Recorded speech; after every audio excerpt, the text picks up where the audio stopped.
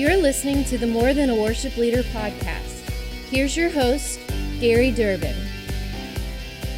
Welcome to the More Than a Worship Leader podcast, where we talk about worship ministry in the local church. Today with me is Yancy, who is a worship leader, songwriter, and producer of hundreds of songs that make Jesus loud.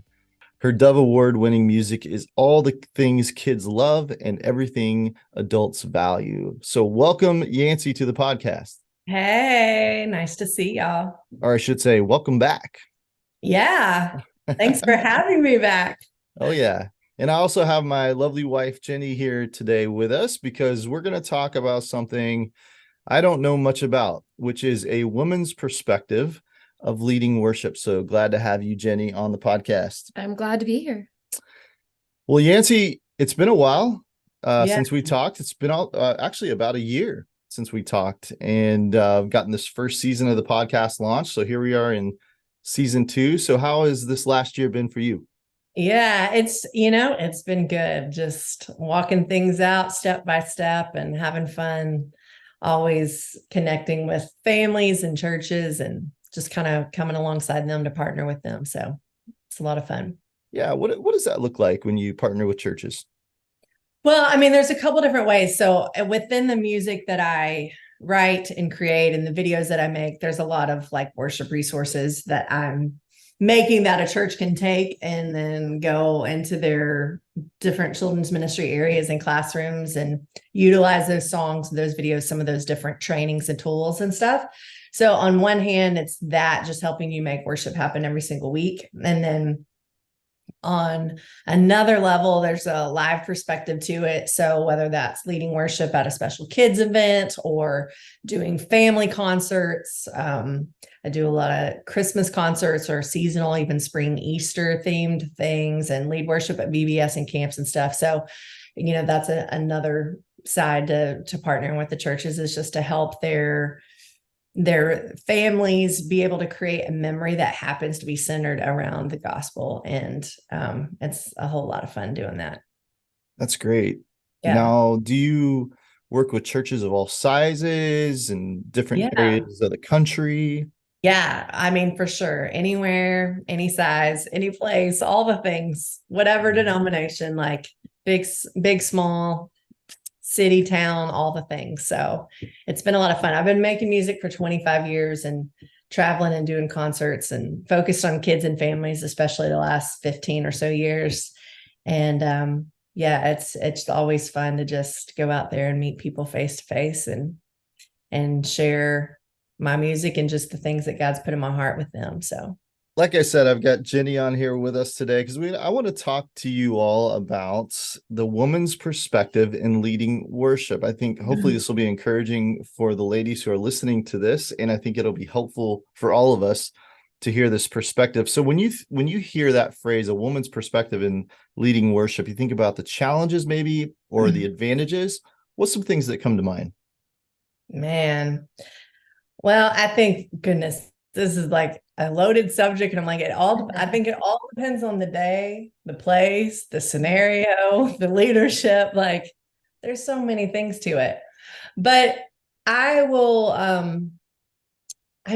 like the first thing that comes to mind that I would just say, if I rewind back in time and just think about my journey and maybe some times in life where I maybe felt a little bit of the tension of just who I was, and I don't know, any doubts from leadership up above about my place in that. I mean, I will tell you, a hero of mine that I looked up to was Darlene Check. And, this was back in the season where like she was, doing it, like the top of the worship food chain. And, the times in life that I would say any doubt or, concern or, like questioning, just like, where does this fit in? And I would be reminded of her and just the place that she was in, how God was using those songs that she was writing, that she was leading. And I would just, remember like, okay, she is a wife. She is a mother. She happens to have a job. like doing this.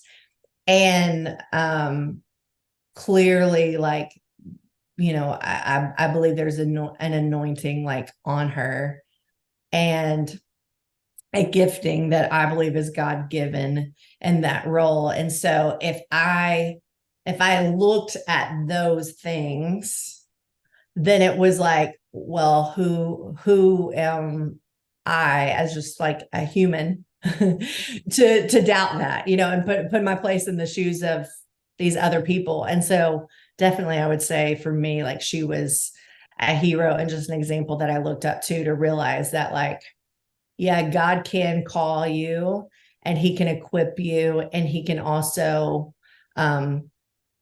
entrust many different types of things in your care for you to carry. And, just that perspective of both home, job, and, ministry. And it's a mixture of all of those things. So that's one of the first things that comes to my mind. I think I've been blessed to mostly be in scenarios that this wasn't too much of a thing. I feel like it was more random situations where something would come up and you would feel that tension. But for me, the biggest thing is just like, what has God called you to do? Mm-hmm. And what is it, the thing that you feel like he's equipped you to do and gifted you to do? And, really, like, where is he asking for your yes and your step of obedience? And so for me, that's more so the filter that I want to live my life through, more than even just other staff and leadership, but just where in all of it is my obedience, and am I responding correctly? And that, I would say, is definitely, I would say that's where the burden is for me. Yeah. Yeah, I would agree with you saying, like, I feel like if you're responding in obedience and you're doing what God's called you to do, I feel like there's always going to be some kind of pushback too. Yeah. With that. So it's like, right. I don't want to say I've had a fight for position, so to speak, but in a sense, yes, more so than I mean, I'm not saying men don't have to do that as well, but I just have felt like that in years past, not so much anymore. So yeah, I would kind of agree with that, but to keep being obedient, and, if you've been called to it, you just keep doing it. Yeah. Right. Mm-hmm. Well, and I don't want to assume what you're saying is false. I mean, it could very well be that it is more challenging for a woman in the church, possibly in a leadership role. Yeah. I don't know about that personally, but I know we've talked about it a little bit. What are some challenges you've had in the past? Because you've served on worship teams for several years. Oh yeah, for a long, long time. And this is more in the past. This is not current. Obviously, we have a wonderful church, and we're very loved, and they embrace us women leading. However, I do know, I was just talking to him earlier about it. In the past, there was even as simple as like how I was dressed, or maybe how I appeared on stage, but definitely about how I was dressed, even if it wasn't inappropriate. There was always something wrong with it, or I should correct about it, or should be wearing. So I don't know if that was something maybe that you've experienced in the past. Yes. Okay. I mean, it's like, okay, if I rewind, I mean, and I started singing so young.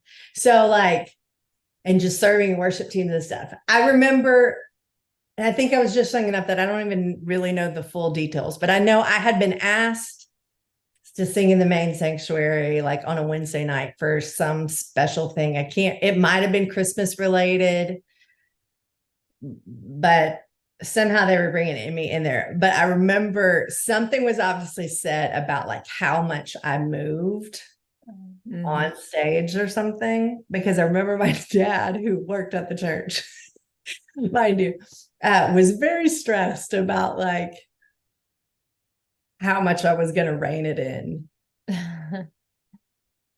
Um, and then and this is a hard tension for me because I grew up in the modest is hottest era of life.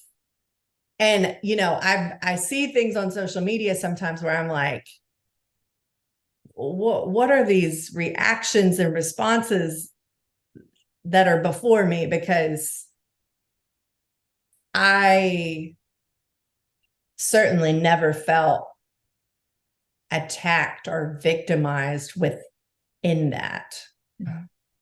But like I read these whole things, I'm like, whoa, there was something else going on here at the same time that like I obviously didn't experience or like didn't process through that mindset. But I mean, and you've got the combination of like, I'm a pastor's kid who also spent a lot of time being on stage at churches. So I think I have learned, I mean, and even to this day, and I don't see this as like a negativity to me as a woman and being feminine or whatever, but I've learned how to dress in a way that I won't get letters, that no one's going to write in. And it's just how I've learned to do it. And, I see plenty of things in culture that I'm like, why in the world are Christian parents allowing their kids to go out of the house wearing that? I've seen things from grown adults where I'm like, I don't even understand why you want to show that off. But yeah, it's tricky because it's like, I know for some people, like this is seems crushing to them. I think my perspective on it more so is just like, it's a responsibility as well. Like it's like leader qualifications and whatnot. I'm not gonna dress how Beyonce would on her absolutely. Like for a Sunday morning, like, but I don't I don't want to, I don't need to, so but I will wear the extra tank top or the whatever extra layer of clothing to make sure that when I raise my hand up on camera, absolutely, that like nothing's gonna fall out. Right. I agree with that. Yeah. I just remember in the past, I mean, I always was very careful, but I think it depends upon the church and probably leadership. That's probably key. And then being probably a little nitpicky. But I know I never dressed inappropriately on stage. I was always very aware of that. So it probably has more to do with the church you're probably in. And I mean, and I think like, it's like I can think of some things that I find pretty silly of even worship teams that I've served on in the last decade, where it was like, it was a weird deal. I could be on the worship team and I could lead worship in every other age group in the room. I could sing the special song, but being like a female as the worship leader that carries the set was like a no-no. And it's a weird thing because this church, they would have a guest in that is a female artist, and it could be a special thing, and it's like no issue. Yeah. Just your normal week to week thing. I couldn't wear that hat, which was bizarre, and they also like, it was only special occasions you could wear pants. Yeah. And the girls had to wear like skirts and dresses and whatever. Yeah. Like there's stuff like that to me, that's just like, roll my eyes, Exactly. Yeah. Well, I definitely will never dress like Beyonce as well. Thank you. I mean, no one should. I'm going to make that commitment right here. But when I think about as the worship leader in a church, I can think back to the issue of modesty, and I can say that the only times I've had to handle that is with women. And sometimes maybe not necessary, it wasn't necessary, but it was pointed out and it was something I had to address or whatever. So Yeah. I can definitely see that. Now, the next question I want to talk about, and I want just to hear from each of you, when you think about the challenges, but also I would believe there's some advantages of being a woman leading worship in a church. So for the ladies who are listening to this, to encourage them, what would you say to them to encourage them as a woman worship leader in a church? I think there's plenty of females in the world that naturally can maybe be a little bit more passive in personality. And I think an encouragement I would have is just like, no, like step into that boldness and step into that leadership role, that really embrace where God has put you and get up there and say what you're going to say, sing what you're going to sing, lead how you're going to lead, and do it with your feet planted in the ground and confident, Yeah. rather than this kind of meek, passive, thing, if that makes any sense. I think that to me is like a big distinguisher. And I think whether you're talking about gaining respect of boys or men or whatever, I think when someone is bold and they're strong, some of that tension that could almost be problematic in that guy versus girl thing, I think the more you can step into your role as a leader, the more you'll be respected and people will respond to you. That's good. At least from my own experience. No, that's good. That's good. Jenny, you got something you could share? Well, as I was just listening to you, it reminded me of just thinking about how we make up half the church. So we have, like you said, being bold and bringing what you have to the table and not being ashamed of it. I think that's huge. And just like, I know I've done that before when I've stood up to let the thoughts get in your head, like, yeah, oh, they expect me to do perfectly, or this is expected of me, or whatever it may be, whatever the lie is. And I think even as recent as just even the last few years, I've had to tell myself, no, God has put me here, and no, I'm not perfect. I know that I'm not the best, but I want to be my best for him. Yeah. So when I'm standing up there and if I start having those thoughts, I just simply want to allow him to live and sing through me. And that has tremendously helped me just to be more bold, I guess, so to speak, and to take that place of, this is where I am right now, and this is what God is calling me to do in this moment, especially, and to lead in worship and with a genuine heart. I have a pet peeve that I want to share, because I have seen this before when I'm on Facebook and some of the different like worship leading groups, and I'll see people asking these questions about female led songs or male led songs that literally always make me laugh and roll my eyes, because I think on the like music business artist side of things, like, it's not that songs are female or male.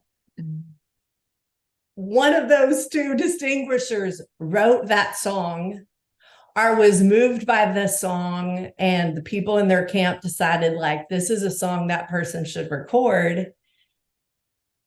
And so they record the song in a key that's good for them to sing. Also, no recording artist is going to be singing in a key that's 3 steps too high for them. Yeah. Please note, worship church world.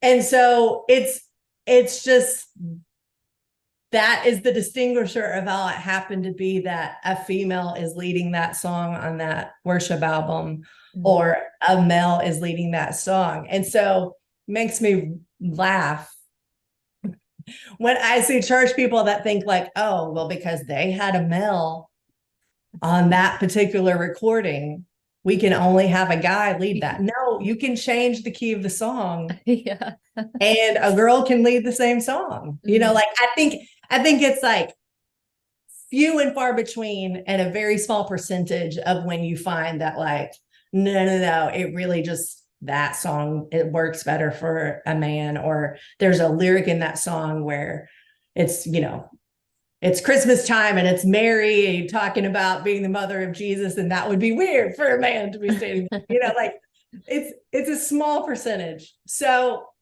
that would be my thing. I'm like, no, like, is it a message you're convicted about? Is it something you're passionate about? Is it a song you personally love and has ministered to you, and you've maybe had some special, you know, private times of worship with, that, you know, like, hey, this is a song I want to lead other people in? Like, that's the distinguisher of who should be singing what and leading what. But Yeah. I love that. is. Yeah, for Scary. sure. Yeah. No, that's like, it. out of the bag, y'all. Like, it's just that Brandon Lake wrote the song, or you know, Yeah. Brooke Ligerterwood wrote the song. Like, it could be the opposite, you know? Yeah. And then the opposite would be on the recording, you know, like, Yeah, that's one of those silly things where you're just like, y'all, people.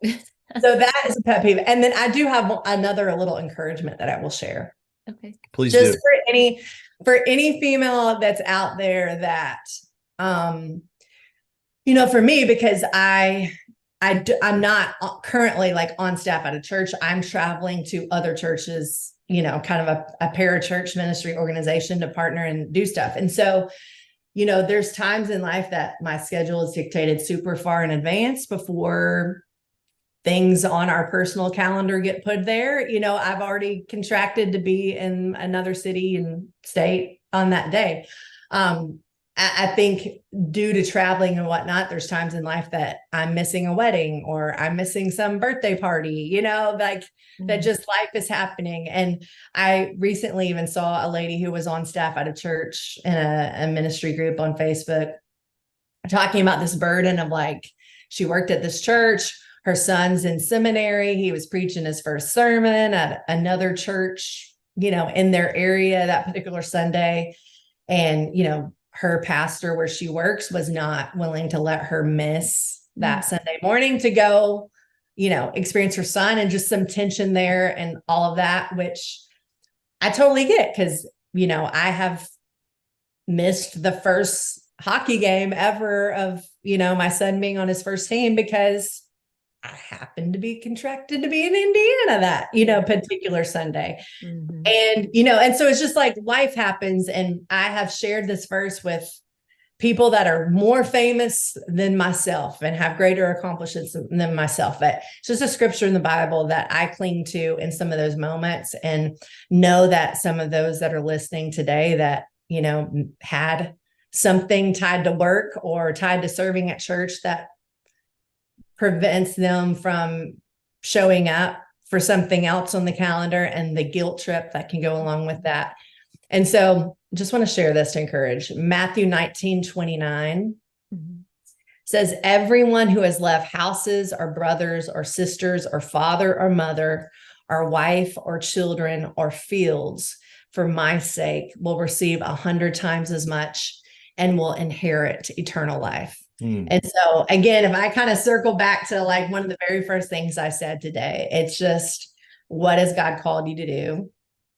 And what has he entrusted you to do? And where is he asking for your yes and your obedience? And like, that's what matters. And if you're giving him the yes that he's asking for, you know, while obviously trying to care for and tend to all the areas of your life, and just this verse in Matthew 19:29 is just kind of a promise that I cling to remind me that like, hey, there's a reward and I'm not going to miss out on it.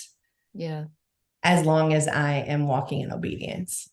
That's a great word. Well, thank you. Thank you for that.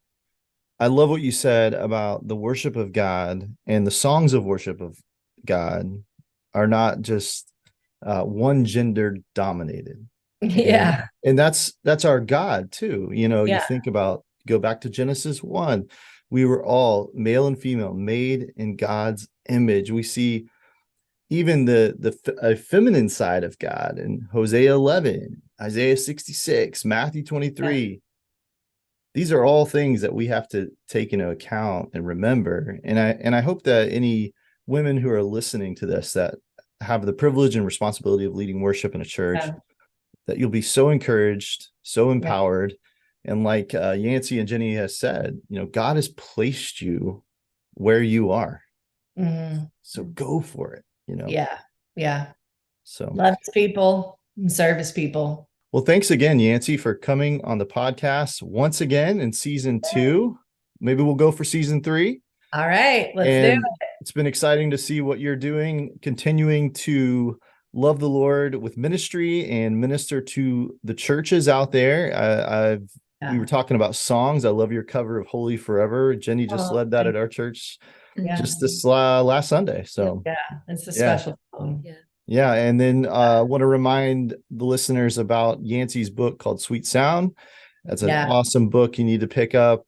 And then did you want to talk about your new resource that you... Yeah. So I've got a couple newer things I'll share. Kidmin Worship is a series that I do resources specifically for like preteen and elementary ages. And so I've got a couple new bundles of songs.